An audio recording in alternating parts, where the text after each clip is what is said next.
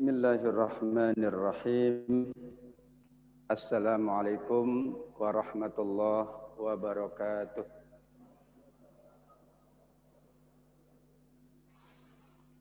Alhamdulillahil qawiyil matin. Wassalatu wassalamu ala nabiy khatamil anbiya wa sayyidil mursalin. Asyhadu an la ilaha illallah wa asyhadu anna Muhammadan abduhu wa rasuluh. Subhanaka la ilma lana illa ma 'allamtana, la rizqa lana illa ma razaqtana, la hukma lana illa ma hakamta 'alaina, innaka antallah al-aziz al-hakim. Amma ba'du. Hadirin hadirat jamaah Masjid Baitul Haq rahimakumullah. Alhamdulillah, kita selalu bersyukur kehadirat Allah Subhanahu wa taala. Bersyukur adalah kewajiban. Salah satu dari kewajiban hamba Allah kepada Allah.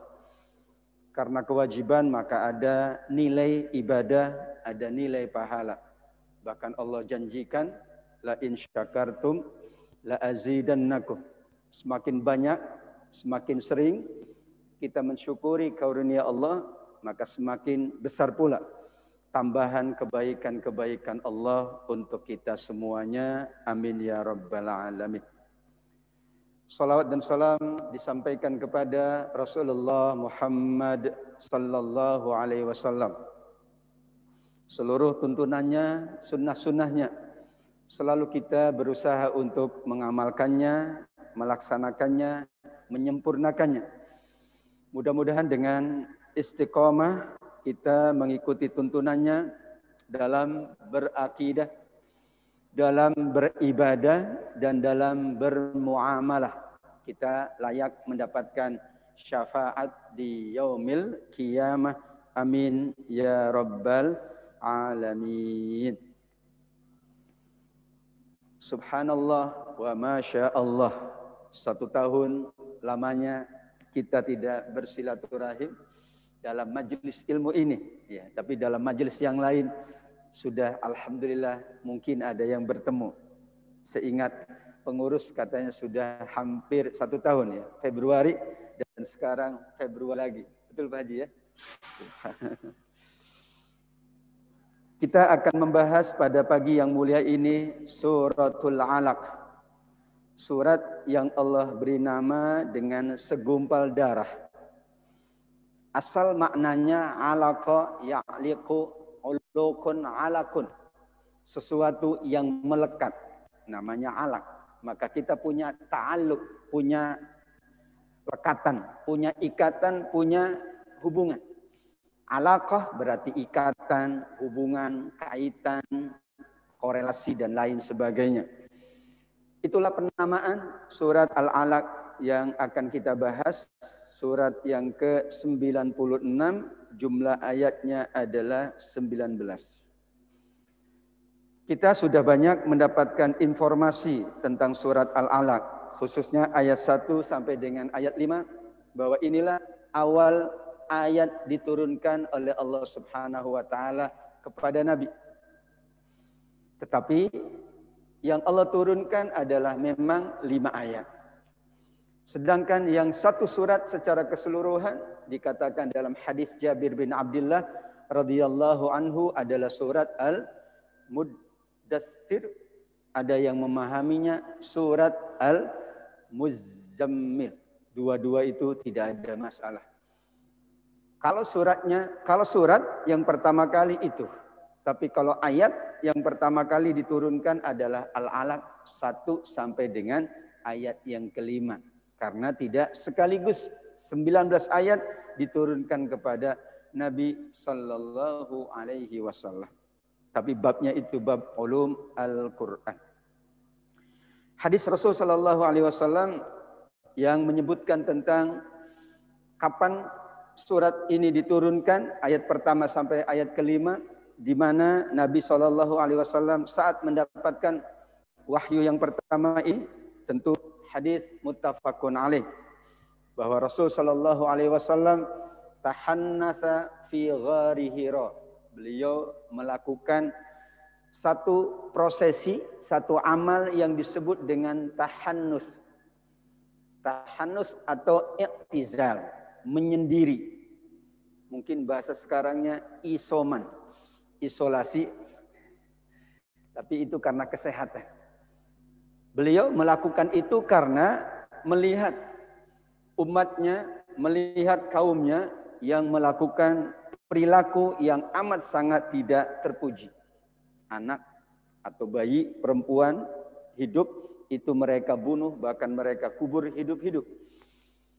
Perilaku keji yang lainnya amat sangat banyak, baik pidana maupun perdata. Sudahlah, kira-kira itulah jahiliyah, itulah keadaan masyarakat yang jauh dari tuntunan Allah. Karenanya Rasul Shallallahu Alaihi Wasallam mengikuti, melihat dan mencoba untuk memahami apa yang terjadi. Beliau membutuhkan waktu yang khusus, beliau membutuhkan tempat dan ruang yang khusus untuk mengadu kepada Allah Subhanahu wa taala, bermunajat. Ya, tetapi praktek tahannus sekarang itu lihat situasi dan kondisi, ya. Jangan kemudian ada masalah tahannusnya di gua mana gitu ya. Jangan. Atau menyendirinya di gunung mana, di bukit mana. Tidak berlaku lagi karena kita sudah berhadapan langsung, tuntunannya sudah lengkap, bimbingannya sudah lengkap. Dari Allah pun sudah lengkap, dari Nabi sudah lengkap, ditambah dari para tabi'in, para ulama sudah lengkap. Jadi tidak perlu lagi apabila ada masalah kita langsung naik ke atas bukit, cari gua yang tersembunyi, kita melakukan tahannus. Dalilnya apa? Dalilnya dulu Rasul Shallallahu Alaihi Wasallam melakukan demikian. Tentu tidak kita maknai demikian. Tapi kita memang baik kalau punya waktu khusus dengan Allah, punya ruang khusus untuk Allah.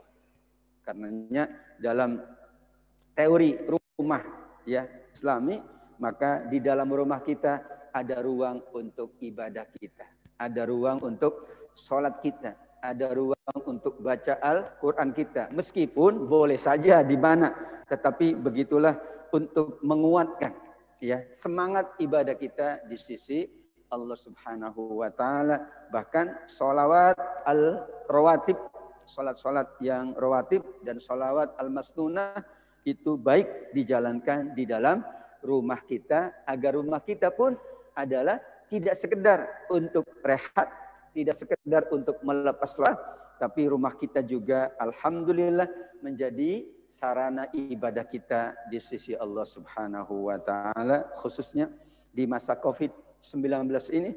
Alhamdulillah fungsi rumah kita sudah banyak sekali, sangat multi. Ya, tempat ngantor, tempat ibadah, tempat berkeluarga, malah ya tempat baca Quran, tempat melahirkan para imam, ya sudah LTQ rumah kita, lembaga tilawah Al-Quran. Karena kebanyakan aktivitas seseorang adalah di dalam rumahnya. Saat Rasul Shallallahu Alaihi Wasallam tahannus di Gua Hira, maka disitulah beliau didatangi oleh Jibril alaihi salam, dan perintah Jibril adalah perintah Allah, Iqra ya Muhammad. Bacalah wahai Muhammad. Jibril adalah utusan Allah, maka beliau tahu siapa fulan, siapa fulana. Ya, langsung beliau menyebut namanya, Iqra ya Muhammad. Maka tentu Nabi terkejut. Ya, ada yang datang saat beliau menyendiri di tempat yang memang jauh dari masyarakat, jauh dari kompleks. Kemudian ia mengetahui namanya, karena bukan Iqra ya fulan, tapi Iqra ya Muhammad. Bacalah wahai Muhammad. Jadi terjadilah ya di sini ya dalam tanda kutip Rasulullah juga ketakutan. Rasul Shallallahu Alaihi Wasallam juga merasa ya hal yang sangat berbeda. Bahkan dalam riwayat disebutkan beliau sampai berkeringat. Ya. Kenapa? Padahal saat itu musim dingin. Sudah berkeringat bercucuran karena ya kedatangan makhluk Allah Subhanahu wa taala, malaikat Jibril yang pertama kali langsung wujudnya wujud yang asli, tidak menjelma menjadi manusia. Karenanya paling mudah kata para ulama, saat saat malaikat menyampaikan wahyu, malaikat menjelma menjadi manusia. Tapi kalau dalam wujud aslinya, itulah yata'aqadu araqan, sampai keluar keringat basah dan dingin. Begitulah kita melihat betapa beratnya baginda, betapa agungnya baginda Nabi Sallallahu Alaihi Wasallam saat mendapatkan surat Al-Alaq 1-5. Apa maknanya dengan konteks sekarang? Saat kita membaca Al-Quran, khususnya Al-Alaq, maka kita mengingat peristiwa tersebut sehingga muncul ya pengagungan kita kepada Al-Quran, pengagungan kita kepada Jibril, dan pengagungan kita kepada Nabi Muhammad Sallallahu Alaihi Wasallam. Kan peristiwanya masa lalu. Tetapi sekarang pemaknaannya adalah ini keadaan Nabi, ini situasinya, ini yang terjadi. Maka kalau kita renungkan bersama, kita tadaburi, itulah metode tadabur. Tadabur itu tidak bersifat teoretik atau harfiah. Tapi tadabur itu adalah memaknai, merenungkan, kemudian kita kaitkan dengan kondisi kita masing-masing. Subhanallah. Begitulah yang dialami oleh Nabi Muhammad sallallahu alaihi wasallam. 3 kali, Iqra ya Muhammad, ma ana biqari, aku tidak bisa membaca. Kenapa tidak bisa membaca? Karena tidak pernah diajarkan membaca. Masyarakat Nabi disebut dengan ummiyin. Wallazi ba'atsa fil ummiyin. Ummiyah itu artinya tidak bisa membaca, tidak bisa menulis, tidak bisa menghitung. Calistung. Padahal itu adalah dalam tanda kutip level pertama seseorang mendapatkan ilmu dari Allah. Kalau di usia anak-anak kan kita ya perkuat calistungnya, membaca, menulis dan menghitung. Bisa dibayangkan saat itu masyarakatnya adalah ya masyarakat yang tidak dapat membaca, tidak dapat menulis, tidak dapat menghitung. Tapi kok ada jual beli Ustaz? Ada yang nanya. Katanya nggak bisa menghitung. Maksudnya menghitung itu ya tidak selalu ya dalam jual beli. Sekarang itu ibu-ibu tidak sekolah tapi ngerti. Kalau kita belanja 10.000 kembalinya 5.000. Itu berdasarkan pengalaman dia. Udah pengalaman ya. Jadi yang dilihat itu pengalamannya, udah biasa berjual beli dengan masyarakat. Tapi kalau di atas itu ya dengan nilai yang tinggi tentu dia kebingungan ya karena menjadi sudah kebiasaan, wallahu a'lam. Nabi Muhammad adalah nabi ummi, tapi para ulama mengatakan ummi itu bukan aib. Tapi kalau sekarang ummi itu aib. Orang tidak bisa baca, tidak bisa menulis, tidak mau menuntut ilmu itu aib. Kalau sekarang karena sarananya amat sangat terbuka. Kalau dulu memang tidak. Dan Allah Subhanahu wa taala menginginkan nabinya ummi. Kenapa? Kalau Nabi Muhammad sallallahu alaihi wasallam tidak ummi, semakin ya benar dalam tanda kutip tuduhan orang-orang Arab saat itu bahwa Quran adalah dari Nabi Muhammad. Jadi sudah disetting memang nabi itu ummi. Tetapi bukan aib kata para ulama, bukan kekurangan. Karena sarana untuk mendapatkan ilmu tidak hanya dengan membaca, tidak hanya dengan menulis. Sarana mendapatkan ilmu di awal adalah dengan as-sima' atau as-sama' dengan mendengar. Makanya talaki dahulu. Nabi Muhammad mendengar dari Jibril, ya. Kemudian فَإِذَا قَرَأْنَاهُ فَاتَّبِعْ قُرْآنَهُ ثُمَّ إِنَّ عَلَيْنَا بَيَانَهُ. Kalau nanti dibaca, kamu ikuti ya Muhammad. Nanti kami terangkan isi dari yang kami bacakan kepadamu, Nabi Muhammad sallallahu alaihi wasallam. Jadi tidak bisa membaca, dibacakan. Dan menghafal Al-Quran, ya bisa tanya kepada para penghafal, itu paling cepat adalah dengan mendengar. Dulu kan kita ngajarin anak kita dengan memperdengarkan. Ya, kita baca aja, nanti dia dengar. Itu cepat dia. Tapi kalau membaca sendiri kadang-kadang lama. Seperti kita, hafal surat Yasin, khususnya kaum ibu. Kenapa? Diperdengarkan terus. Ini menjelang Ramadan, insya Allah bulan April pertengahan. Itu yakin. Ayat pertama puasa semua banyak yang hafal. Tapi ayat terakhir puasa banyak yang tidak hafal. Karena jelang maghrib, ya ayyuhalladzina amanu kutiba alaikumusiyam. Diulang-ulang terus. Menjelang tarawih juga kutiba alaikumusiyam.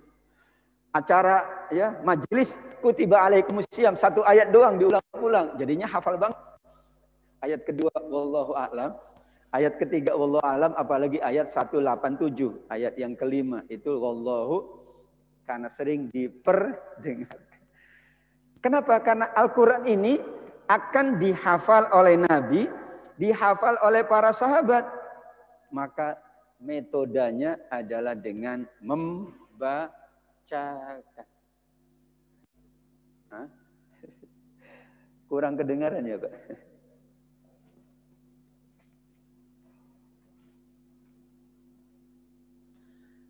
Makanya membacakan itu adalah ya, cara paling efektif untuk kita mendapatkan ilmu. Bahkan menghafal Al-Quran, metode yang paling efektif adalah sering mendengar. Berarti dibacakan. Di samping kalau dibacakan insya Allah tidak salah. Kecuali yang membacakannya salah. Kalau dibacakan, insya Allah tidak salah. Kecuali yang membacakannya salah.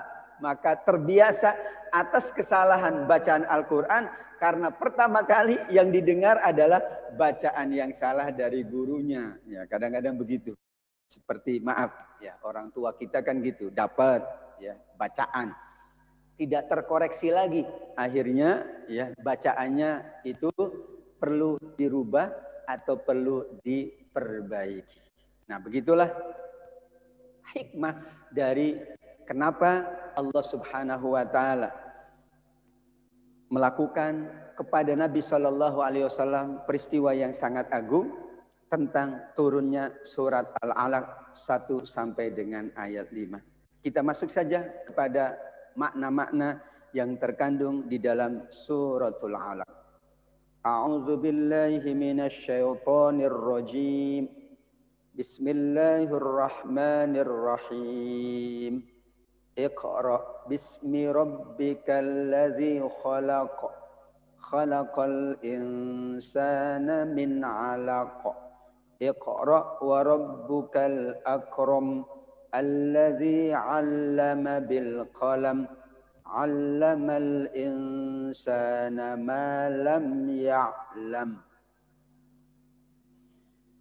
Perintah Iqra diulang 2 kali di surat ini.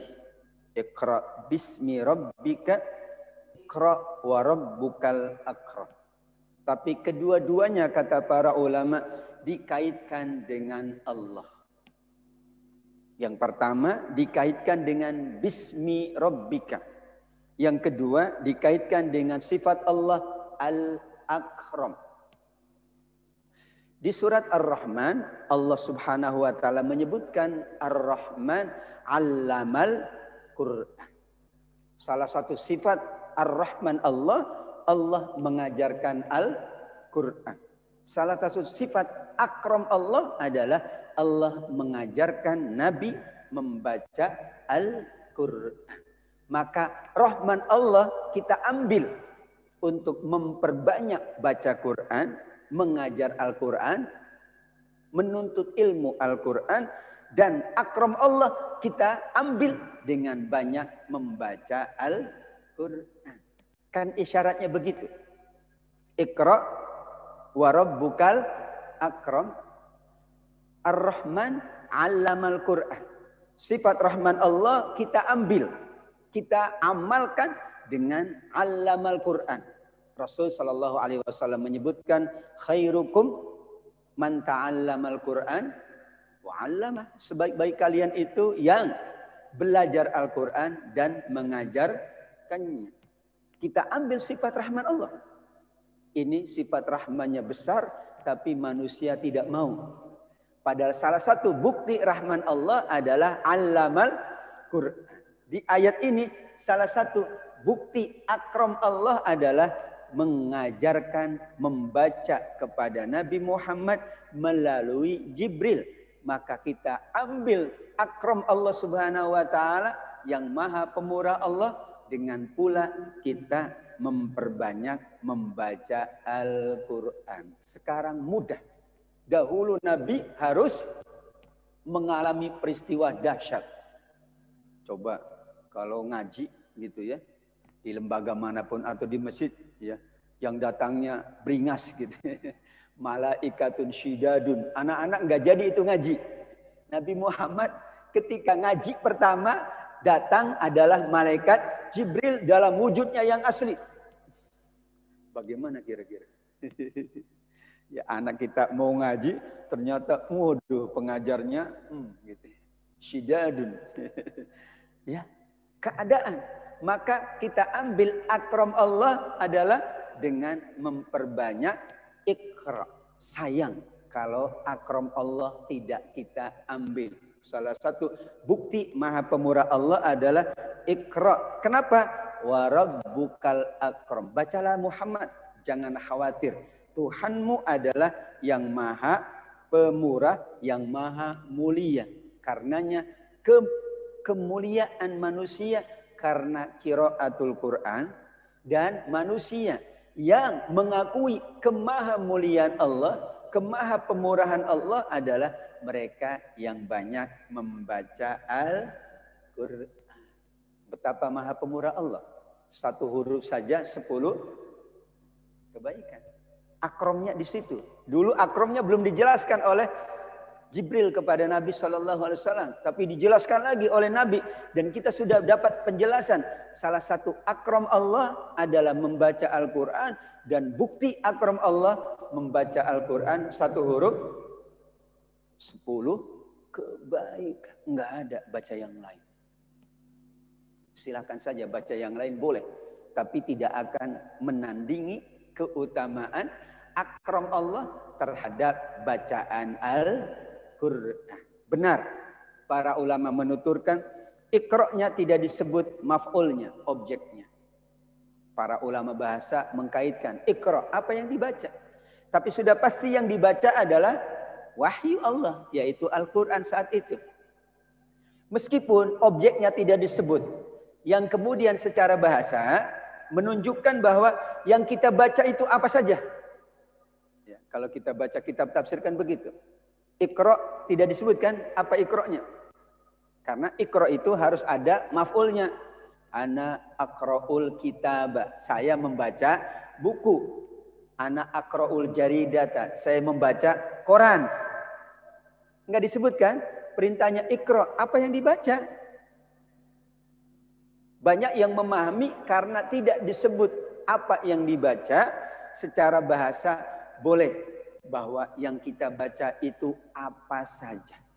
Tetapi karena saat itu yang dibacakan oleh Jibril, yang diajarkan oleh Jibril adalah Al-Quran, maka iqra' yang terutama adalah iqra'ul Quran, fa innahu ya'ti yaumal qiyamati syafi'an li ashabihi. Tidak salah jika difahami iqra'nya buku, iqra'nya adalah informasi, iqra'nya adalah macam-macam.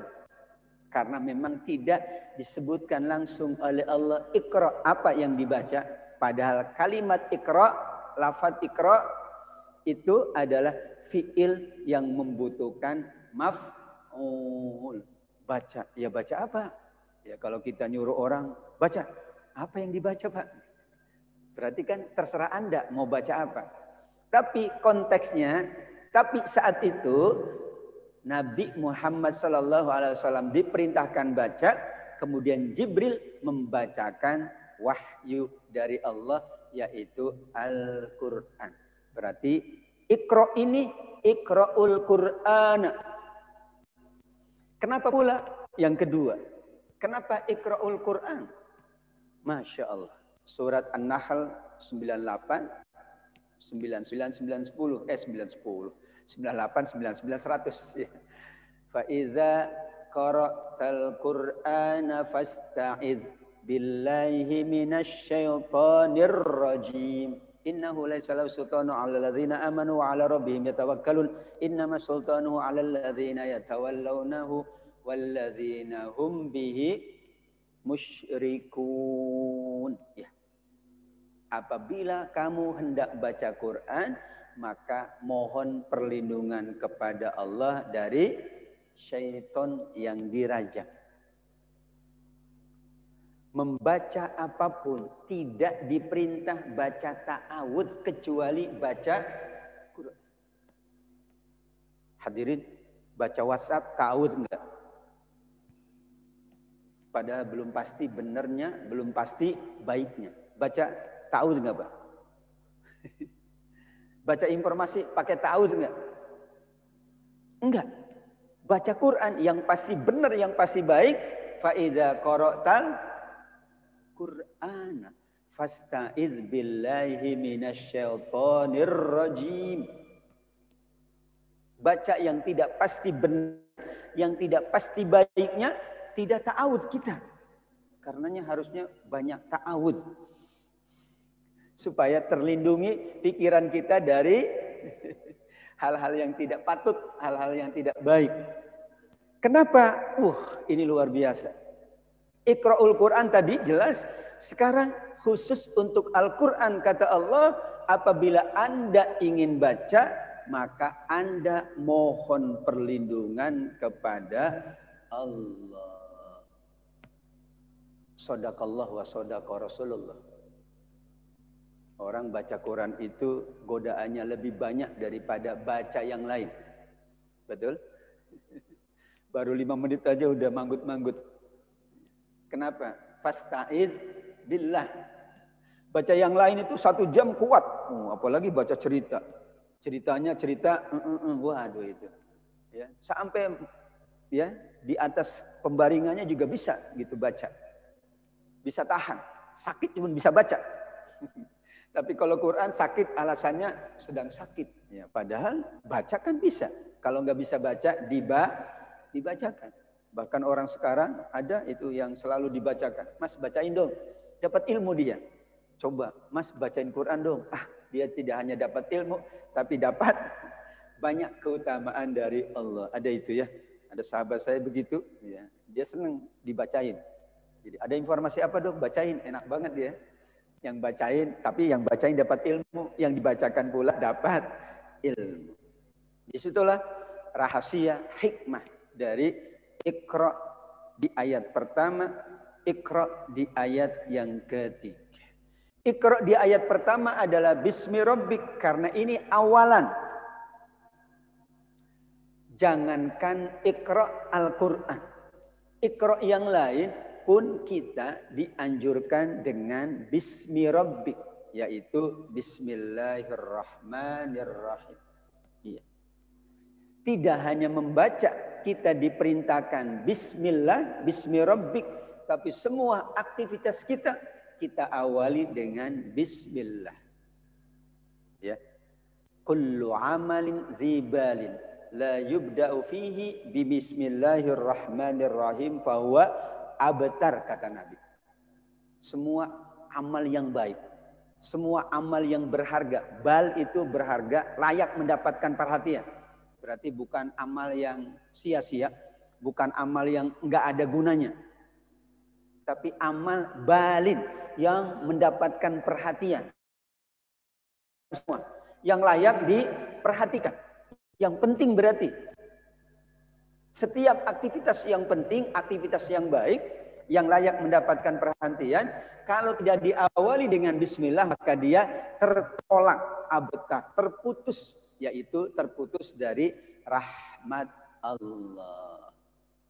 Tadi ta'awud, sekarang bismillah. Perintah pertamanya bismillah. Perintah ta'awud nanti. Itu surat An-Nahl. Pertanyaannya kenapa?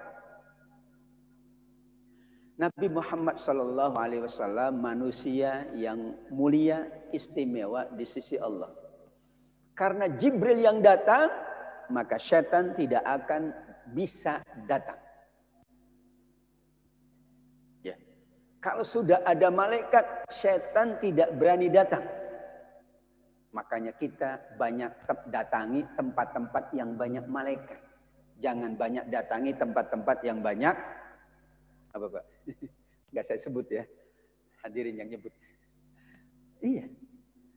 Ini masjid adalah rumah Allah dan majlis adalah memang majlis mulia, maka malaikat turun, memang diperintah oleh Allah. Saat malaikat turun, ya syaitan sudah menghindar dia.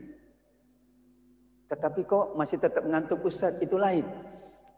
Alladzi yuwaswisu fi sudur, itu lain Pak bahasanya. Maka saat itu tidak diperintah oleh Allah melalui Jibril, Muhammad Iqra, atau diawali Iqra wasta'iz billahi minasyaitonir rajim. Tidak. Iqra bismi rabbikal ladzi khalaq. Muhammad baca dan awali bacaanmu dengan memuji Allah, dengan menyebut nama Allah Subhanahu wa taala yang sifatnya adalah mencipta, Al-Khaliq yang maha mencipta. Sifat yang diawali khalaq. Di Al-Quran paling banyak khalaq. Alladzi khalaqas samawat, khaliqus samawat. Oh banyak sekali. Sifat paling banyak selain dari Ar-Rahman adalah khalaq. Kenapa? Ini awalan. Awalan itu yang tergambar dalam masyarakat Arab meskipun musyrik, mereka itu juga yakin bahwa ada yang mencipta langit, bumi dan seluruhnya. Dia yakin. Hanya mereka masih mencari-cari, mereka pula ragu siapa yang mencipta, maka diyakinkan oleh Nabi Muhammad SAW. Nanti. Tapi mereka yakin, tahu ada yang mencipta. Seburuk-buruknya orang musyrik bukan animisme, bukan ateisme.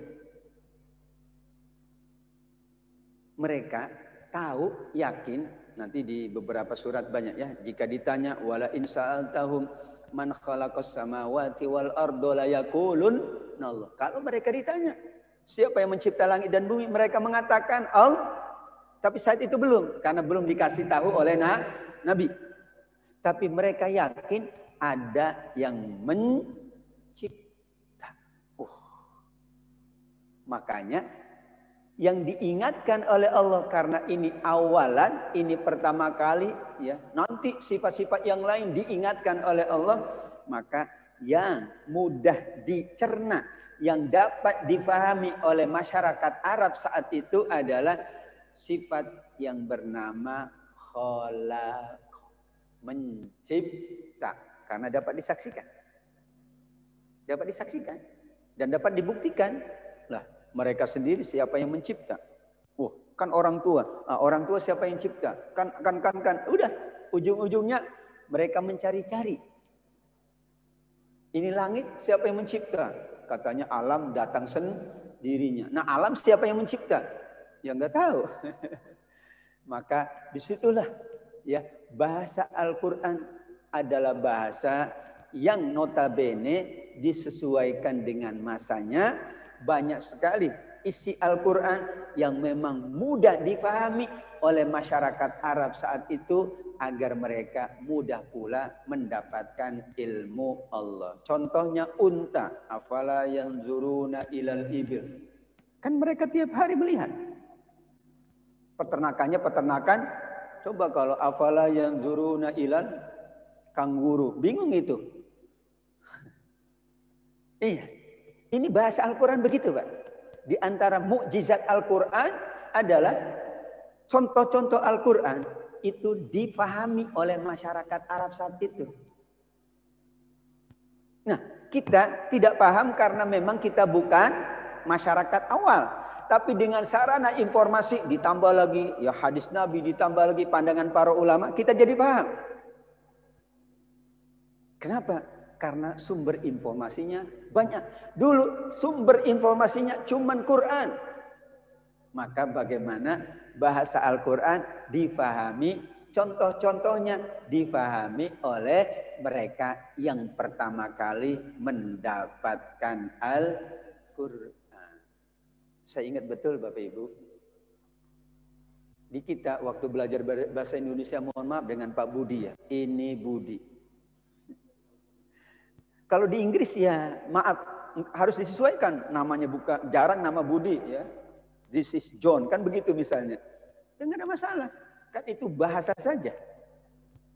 Dan itu mukjizat Al-Quran. Berarti Allah Maha tahu memang masyarakatnya itu. Maka contoh-contohnya yang difahami. Watini wa zaitulah, kalau enggak bingung. Rambutan enggak ngerti, durian tidak. Nah, kita mengajar anak-anak kan yang mereka lihat, yang pertama kali mereka lihat, ayah dan ibu. Ini Bapak Budi. Coba ini tante, bingung dia, yang mana ya tante? Ya, mungkin gitu ya bahasanya. Di masyarakat yang lain juga tidak itu contohnya. Di Arab enggak begitu, Pak. Hadza Budi, bingung orang Arab ini. Siapa ini? Tapi hadza Abdullah. Ya, itu kita belajar bahasa Arab dulu begitu. Hadza Abdullah, hadza Muhammad. Betul enggak? Iya, coba kalau hadza maaf. Ya, Atabik, siapa itu dia? Bingung dia. Lihat di file ya, akta kelahiran enggak ada nama itu. Yang ada Muhammad, Abdullah, Fatimah, Aisyah misalnya, Khadijah, Asma. Karena itu yang biasa ini kaidah dalam ya, keagungan mukjizatul Quran. Hebat ya, subhanallah. Begitulah Iqra bismi rabbikal ladzi khalaq. Yang terakhir, Iqra perintah pertama diawali dengan bismillah, sifatnya khalaqa.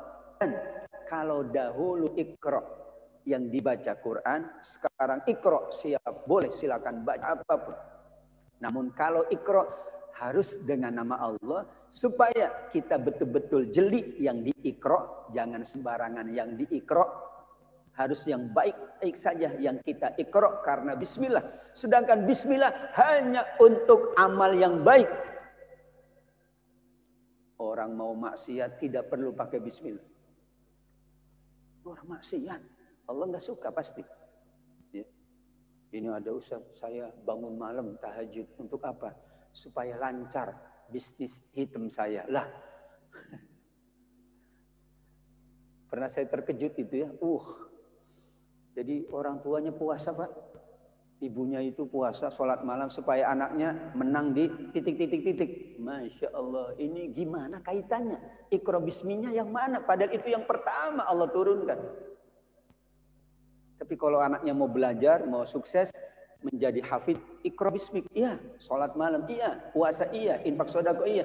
Ini supaya anaknya menang lomba titik-titik kok Iqra bismik. Nggak masuk Pak. Di saya nggak masuk. Nggak tahu di yang lain masuk nggak ya logikanya. Kalau supaya prestasinya bagus di sekolahnya, ya, supaya nilainya bagus, supaya diterima kuliah, nggak ada masalah. Ini supaya titik-titik. Paling aman titik-titik. Kalau koma masih lanjut. Masya Allah. Kalau Iqra saja bismi, apalagi yang lain. Iqmal bismi rabbik. Ya, bekerja dengan nama Tuhanmu, maka pekerjaanmu akan bagus dan tidak mungkin bekerja yang buruk, yang maksiat, yang dilarang atas nama Allah. Tidak mungkin. Ibarat saya ya mewakili kampus. Harus saya jaga dong alma maternya. Kenapa? Saya mewakili kampus, mewakili masjid. Ini Iqra bismi dengan nama Allah. Masya Allah. Sudah ketika mulai bekerja bismillah. Ini dengan nama Allah. Berarti semuanya rahmat Allah, karunia Allah. Maka clear insya Allah dalam pekerjaannya dia tidak mungkin menjalankan yang dilarang oleh Allah Subhanahu wa taala. Menikahnya bismillah, insya Allah tidak mungkin menjalankan yang dilarang oleh Allah. Kenapa? Saya mengawalinya dengan bismillahirrahmanirrahim. Benar awalnya Iqra, karena begitu. Sekarang kita lakukan semuanya bismi rabbik. Bismi rabbik itu ya kalimatul awal, kalimatul ula, maaf. Tapi silakan bismillahirrahmanirrahim karena sudah dijelaskan oleh Rasul. Tapi awalnya kan belum. Awalnya memang bismi rabbik. Nanti setelah itu banyak wahyu yang turun kepada Rasul. Salah satunya tadi, setiap perbuatan baik yang tidak diawali dengan bismillah, maka dia tertolak dari rahmat Allah. Mohon maaf Bapak Ibu, ini panjang karena pengantar. Biasanya kalau yang umroh yang nganter kan banyak. Yang umroh satu yang nganter satu bis. Apalagi di kampung ya. Yang haji satu orang yang nganternya berapa Pak? Yang nganternya 5 bis. Ya. Yang nikah satu orang yang nganternya namanya pengantar. Harus panjang. Kan yang nganter Pak. Ya. Nanti isinya dikit gitu. Enggak ya insya Allah. Hadirin wal hadirin rahimakumullah. Khalaqal insana min alaq, sifatnya khalaqa karena itu yang mafhum, dan yang tergambar pada manusia adalah penciptaan dirinya. Allah tidak menciptakan khalaqas samawati wal ard, terlalu jauh. Saya sendiri tidak ngerti bagaimana proses penciptaan langit dan bumi. Tapi pencipta diri kita insya Allah ngerti. Oh, kami terdiri dari ini. Ada hidung, ada mata. Karena kita bisa melihat. Wa fi anfusikum afala tubsirun. Ya. Kan diri kita tahu. A sampai Z, atas sampai bawah. Tapi kalau diperintahnya menyaksikan langit tinggi, sulit. Paling melihat saja dari kejauhan. Esensinya nggak ada yang tahu. Ilmuwan menebak-nebak mencari tahu, silahkan. Maka yang mudah adalah Muhammad, Anda sendiri. Wahai orang Arab, Anda semuanya manusia. Khalaqal insan. Perhatikan. Yang disebut oleh Allah adalah penciptaan manusia, dan Allah sebut dari alaq, yang dimaknai oleh para ulama bahasa dengan segumpal darah. Darah difahami oleh siapapun. Karena saat ibundanya melahirkan keluar darah. Jadi sudah mudah sekali Al-Quran itu. Makanya aneh kalau orang ya memahamkan Al-Quran tapi jadi jelimet. Jadi nggak paham. Itu memahamkan atau apa Pak? Nah, kita belajar tafsir, belajar Al-Quran kan untuk mudah difahami, kemudian mudah diamalkan. Ini kok malah menyampaikan tentang Al-Quran, menyampaikan tentang hadis, kok semakin tidak paham, betul? Anak sekolah itu supaya paham. Anak kita belajar supaya paham. Pas pulang anak ditanya, nak tadi apa? Enggak tahu, enggak paham. Contohnya jauh banget ustadznya. Enggak paham, tidak di depan mata. Anaknya masih TK, dikasih contohnya yang di luar kepalanya. Tidak begitu cara pendidikan. Maka khalaqal insan. Karena manusia lebih tahu tentang dirinya daripada tentang yang lain. Kalau jibal berat juga kita memahami gunung itu. Apalagi yang tidak pernah ke gunung. Kalau orang gunung ngerti dikit. Atau sekarang dalam konteks teknologi, ya kalau dibahas teknologi hanya beberapa orang yang paham. Tapi kalau tentang manusia, insya Allah semua kita sebenarnya tahu siapa kita. Kalau orang tidak tahu siapa dirinya, itu kebangetan. Dirinya aja nggak tahu. Coba perhatikan, mata melihat, masya Allah nikmat Allah, telinga, kelengkapan yang ada, masya Allah, subhanallah, kelengkapan. Ya, kita dikasih sekian banyak keutamaan. Laqad khalaqnal insana fi ahsani taqwim wa laqad karramna bani Adam. Sudah. Keadaan kita saja layak dan wajib kita syukuri. Ini kita saja dari atas sampai bawah, belum yang lainnya. Subhanallah.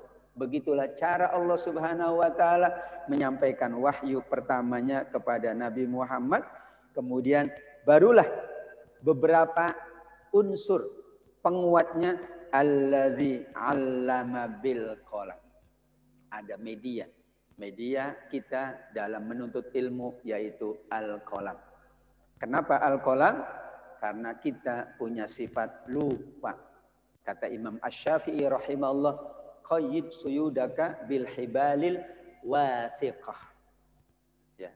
Al-kitabatu al-ilmu saydun wal kitabatu qaydu. Ilmu itu ibarat binatang buruan. Tulisan itu yang mengikatnya. Kalau nggak ditulis jadi sekarang tulisannya melalui alat rekam. Ini sebetulnya alat tulis, tapi media teknologi. Makanya sekarang alhamdulillah kita terbantu.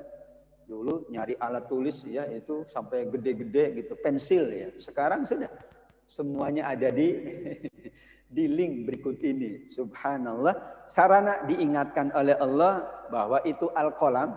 Ada dua makna. Al-qalam yaitu untuk kita menulis, untuk kita mencatat, mendokumentasi. Tapi ada al-qalam dimaksud adalah makhluk Allah yang pertama kali Allah ciptakan. Sesuai dengan hadis Bukhari, awwalu ma khalaqallahu al-qalam. Pertama yang Allah ciptakan adalah pena. Kemudian Allah berfirman, uktub ma huwa kainun ila yaumil qiyamah. Catat wahai pena semua yang terjadi hingga yaumil qiyamah. Dua makna itu tidak ada yang salah. Karena semuanya berdasarkan hadis Nabi sallallahu alaihi wasallam. Kemudian yang kelima, Allah mengajarkan manusia apa yang tidak diketahuinya. Bahasanya apa? Menunjukkan syumuliyah. Semua yang tidak diketahui Allah ajarkan. Manusia selalu sombong bahwa dia dapat mencipta teknologi karena dia hebat. Enggak, itu Allah ajarkan. Cuman dia tidak sadar bahwa Allah mengajarkan. Itu pasti. Karena tidak ada ilmu, tidak ada pengetahuan, tidak ada apapun di dunia ini kecuali dari Allah. Subhanaka la ilma lana illa ma 'allamtana. Law kana al-bahru midadan li kalimati. Bagaimana kita menafikan? Allah al-alim yang maha mengetahui. Wallahu ya'lamu wa antum la ta'lamun. Jadi manusia diingatkan tidak sombong melalui ayat 5. Karena kesombongan tertinggi manusia memang dengan ilmunya. Dengan pengetahuannya. Maka disebut oleh beberapa orang yang sok tahu. Bukan sok tempe ya. Sok tahu loh. Itu identik dengan kesombongan. Kalau tahu wajib karena perintah Allah untuk menuntut ilmu, perintah Allah untuk mencari ilmu. Allamal insan ma umum. Ya, bagaimana kita berkeluarga diajarin, bagaimana kita duduk diajarin, bagaimana kita ngaji diajarin, bahkan bagaimana kita meninggal dunia diajarin, Pak. Ya. Iya, mangkala akhiru kalamihi la ilaha illallah dakhal jannah, kan diajarin. Nanti akhirnya jangan lupa ya menyebut atau melafadzkan la ilaha il, berarti kan diajarin. Ini husnul khotimah diajarin, doanya diajarin, tawaffani muslimah wa alhiqni bisolihin diajarin. Dari mulai lahir ya, prosesi sampai kematian diajarin.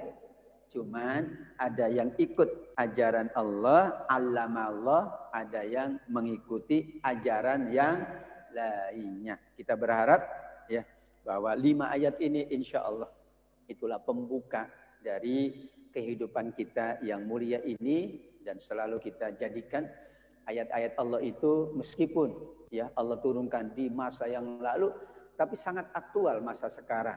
Yaitu apa yang aktualnya, kaidah tafsir ya, sebagaimana disampaikan oleh para ulama, istantik bil Quran. Al-Quran itu saat kita baca itu sedang berbicara dengan kita, bukan tentang masa lalu. Kalau tentang masa lalu ya sudah, berarti kita tidak mendapatkan ya hikmah dari Al-Quran. Nah, ini udah zaman dulu. Zaman dulu semua. Memang zaman dulu. Ini peristiwa Nabi begini zaman dulu. Zaman dulu, tapi bisa ditarik hikmahnya untuk zaman sekarang.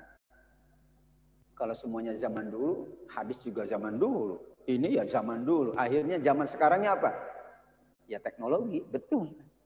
Tapi zaman yang dulu itu bisa ditarik kesimpulan hikmah untuk zaman sekarang. Kemerdekaan banyak hikmahnya. Penjajahan banyak hikmahnya. Udahlah, penjajahan kan masa lalu. Begitulah cara kita memaknai, mentadaburi beberapa ayat-ayat Allah Subhanahu wa taala. Demikian hadirin wal hadirat rahimakumullah, sedikit pengantar dari surat Al-Alaq ayat yang kelima. Insyaallah nanti dari ayat 6 sampai ayat 19. Karena pengantarnya selesai, maka insyaallah lebih cepat lagi kita memahami ayat-ayat Allah Subhanahu wa taala. Jazakumullah khairan. Kita berharap ilmu kita dapat diamalkan. Karenanya bagaimana mentadaburi Al-Quran yang dapat kita amalkan. Sehingga tidak kering, tidak sekedar teori. Kalau teori bisa baca, teori itu bisa browsing. Yang tidak bisa didapatkan adalah ilmu yang mudah dan dapat diamalkan. Ya, makanya anak-anak kita sarana informasinya banyak, tapi kadang tidak bisa diamalkan. Karena tidak mendapatkan media untuk mengamalkannya insyaallah. Wallahu alam, jazakumullah khair. Assalamualaikum warahmatullahi wabarakatuh. Waalaikumsalam warahmatullahi wabarakatuh. Jazakallah khairan katsiran Ustaz Dr. Atabik Lutfi atas tafsir penjelasan dari surah Al-Alaq dari ayat pertama hingga kelima.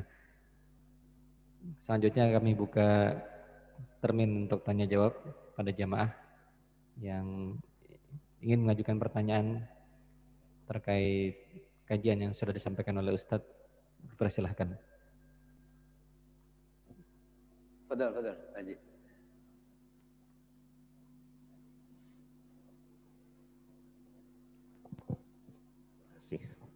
Bismillahirrahmanirrahim. Assalamualaikum warahmatullahi wabarakatuh. Waalaikumsalam warahmatullahi wabarakatuh. Jazakumullah khairan katsiran Ustaz atas tausiahnya. Di dalam surat Al-Alaq ini pertama adalah Iqra, bacalah. Kalau mungkin dalam arti harfiahnya baca membaca, artinya membaca tulis gitu. Tapi ada yang menyampaikan bahwa Iqra, bacalah, tapi tidak hanya baca, membaca, akan tetapi di situ membaca situasi kondisi alam raya ini. Nah, itu bagaimana kaitannya dengan itu, Ustaz? Terima kasih. Assalamualaikum warahmatullahi wabarakatuh. Waalaikumsalam. Silakan langsung Ustaz dijawab. Baik, jazakallah khair Pak Haji ya. Inilah ilmu yang bernama ilmu bahasa. Ilmu lughah al-Arabiyyah adalah ilmu tertinggi. Bahkan ilmu yang wajib diketahui oleh mereka yang ingin memahami Al-Quran karena Al-Qurannya berbahasa Arab. Hadis pun sama. Maka tidak mungkin orang paham Quran tidak paham bahasa Arab. Sama dengan nggak mungkin paham teks proklamasi kalau tidak paham bahasa Indonesia, kira-kira begitu. Karena di dalam makna Iqra betul. Tadi maf'ulnya tidak disebut. Ini unsur bahasa filologi. Yang kedua yang disampaikan Ade betul. Bahwa membaca itu ada dua betul. Ada membaca secara teks, ada bahan bacaannya, tapi ada membaca secara kauniyah, membaca peristiwa. Kan Allah memerintahkan afala tatafakkarun fa'tabiru ya ulil absor. Ini ada peristiwa masa lalu kaum Nabi Lut. Dibaca itu bukan membaca kronologinya. Kalau dibaca kaum Nabi Lut melakukan ini, maka Allah azab misalnya. Itu kan bacaan teks, tapi ada bacaan behind the text kalau bahasa sekarang. Miwarail kitab. Karena bisa jadi yang dibaca secara teks itu difahami, tapi yang dibaca secara konteks tidak difahami. Pagi hari kita baca. Apa bacanya? Turun hujan. Kita baca turun hujan itu kenapa? Akhirnya ilmu kita meningkat. Oh iya, tadi itu mendung misalnya. Dan BMKG sudah menyampaikan hari ini cuacanya A. Berarti kan kita kaji secara ilmu pengetahuan. Maka betul di antara makna Iqra itu amat sangat luas karena maf'ulnya tidak disebut. Namun karena konteks saat itu adalah Quran dan banyak hadis Rasul yang mengingatkan keutamaan baca Quran, dan benar saat itu yang dibacakan oleh Jibril adalah juga Al-Quran. Maka Iqra yang pertama adalah Al-Quran. Dan ternyata hadirin, membaca Al-Quran itu sumber dari segala ilmu. Dulu para sahabat itu ilmunya cuma ini, Al-Quran, nggak ada yang lain. Di awal, karena nggak boleh, hadis aja nggak boleh ditulis. La taktubu anni ghairal Quran. Jadi ilmunya cuma ini. Para ulama ilmunya cuma Al-Quran dan hadis. Tapi hebat ya, hebat. Ya, belum ada ilmu-ilmu yang lain. Karena tujuan dari ilmu adalah membaikkan manusia. Makanya banyak yang mendapatkan ilmu, tapi semakin jauh dari hidayah. Allah manizdada ilman walam yazdad huda. Kan kita tidak mau itu. Maka agar ilmu itu membaikkan manusia, maka ilmu yang pertama adalah ilmu Al-Quran. Yang dibaca pertama adalah Al-Quran. Setelah baca Al-Quran, silakan baca peristiwa, baca berita. Tapi kita kaitkan kembali kepada sumber utama kita, Al-Quran. Dan sekarang tentunya ada hadis, tentunya ada pandangan para ulama, para mereka yang mengerti ilmunya. Fas'alu ahla zikri. Tapi yang disampaikan adalah salah satu dari makna Iqra yang sangat luas, yaitu membaca peristiwa, membaca sejarah, membaca yang terjadi. Ya, penguatan itu menguatkan lagi makna dari Iqra yang sangat agung, dan itulah kekayaan dari bahasa Al-Quran. Dan khusus untuk Al-Quran satu lagi, bukan hanya Iqra, tapi utlu. Utlu ma uhiya ilaika minal kitab. Innal ladzina yatluna kitab. Ada lagi, rattil wa rattilil Qur'ana tartil. Itu maknanya banyak. Kalau rattil dikaitkan dengan hukumnya tajwid. Ya, bahwa baca Quran ada hukumnya. Beda sama baca yang lain. Baca tulisan gundul bahasa Arab selain Quran boleh Bapak Ibu, nggak pakai lagu. Memang ada, karena ada yang baca pakai lagu juga boleh juga. Tapi kalau baca Quran ada kaidah tajwid. Baca Quran berbahasa Arab pakai kaidah tajwid. Ya misalnya doroba Muhammadun, doroba Muhammad, nggak usah, nggak apa-apa. Karena itu baca. Itulah Iqra Al-Quran yang melekat pada diri Nabi Muhammad, para sahabatnya, dan para ulama berikutnya. Wallahu a'lam. Terima kasih Pak Haji. Barakallahu fiik. Mungkin satu pertanyaan lagi, jika ada dari jemaah. Tidak ada? Baik, alhamdulillah. Insyaallah ini kajian pembuka tafsir surat Al-Alaq, ya insyaallah baru sampai di ayat kelima. Dan mudah-mudahan insyaallah dalam pertemuan berikutnya bisa dilanjutkan hingga akhir ayat surah Al-Alaq. Baik, sebagai penutup kami mohon kepada Ustadz Dr. Atabik Lutfi untuk memimpin doa bagi kebaikan kita agar kita terhindar dari segala musibah, wabah, dan Allah berikan rahmat. Tuhan Ustaz, tafadhal. Baik Bapak Ibu, kita memohon kepada Allah apabila ada saudara-saudara kita, sahabat kita yang sakit, Allah angkat penyakitnya, Allah berikan kesembuhan.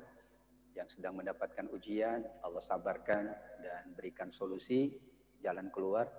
Ada musibah, Allah tentu ganti dengan yang lebih baik dan berikan pahala atas musibah-musibah yang menimpa kita semuanya. Amin ya rabbal alamin. Bismillahirrahmanirrahim. Alhamdulillahirabbil alamin. Hamdan yuafi ni'amahu wa yukafi'u mazidah.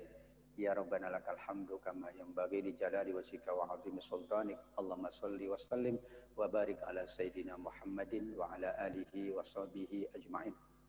Allahumma ighfir lana ya Allah wa li walidina ya Rahman warhamhuma ya Rahim kama rabbayana shighara wa li jamil muslimina wal muslimat wal mu'minina wal mu'minat al ahya'i minhum wal amwat. Allahumma afina washfina anta syafi la shifaa illa shifauka shifaan la yughadiru saqama. Allahumma adhibil ba'sa rabban nas ishfi mardana ishfi mardal muslimina wal muslimat ishfihim la shifaa illa shifauka shifaan la yughadiru saqama. Rabbana 'alaika tawakkalna wa ilaika anabna wa ilaikal masir. Allahumma barik lana fi majlisina, fi ulumina, fi amwalina, fi ahlina, ya Rahman, ya Rahim, bi rahmatika nastaghith, wa la hawla wa la quwwata illa bika, innaka ala kulli syai'in qadir.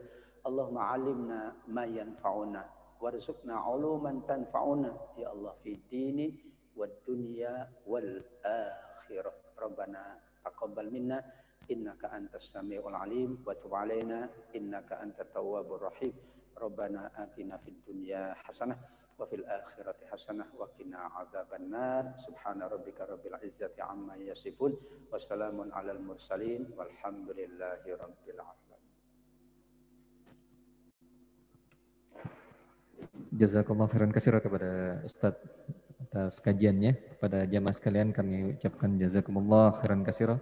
Insyaallah kita ketemu kembali dalam kajian berikutnya. Ahad depan bersama Ustadz Arwani Amin MA, kajian Tazkiyatun Nafs.